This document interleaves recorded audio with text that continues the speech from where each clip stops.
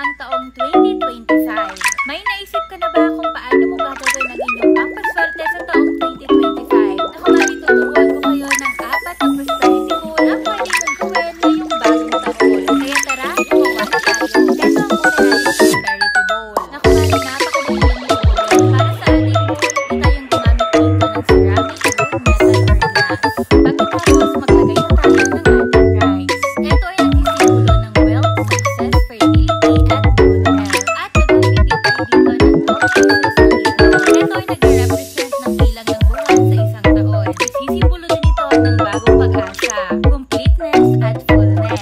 At syempre dahil bilog din ito, may kaakibat din ito ng swerte. After natin malagay ang ating mga itlog mga mali, nagamit din tayo dito ng gold coin. Bilis lang naman ito mahanap sa mga grocery store. At pagkatapos ilagay lang natin sa pagitan ng ating mga itlog. Ito ay nagsisimbolo din ng overflowing na income, wealth, at success. Sisimbolo din ito ng mabuting pagsasama ng mga pamilya, kaibigan, at mga katrabaho. Maglalagay din tayo dito ng 20% ng laurel. Papaalis nito ang mga negative energy sa bahay. Lalagay din tayo ng orange for good luck, prosperity, at good health. Gamit din tayo ng red ribbon pang taboy ng negative energy at protection. Kailangan din natin dito ng mataas na halaga ng perang papel. Ito ay nagsisimbolo ng hindi nauubos na yaman o pera sa taong 2025. 12 paper bills ang kailangan natin dito. Yung 20, 50, 100, 500, o kaya naman 1,000. Basta ang kailangan natin dito ay 12 pieces. Nakakapag-attract din ito ng positive energy, kayamanan, at abundance for 12 months. At ganun sa kadali mga mare, meron tayong prosperity goal.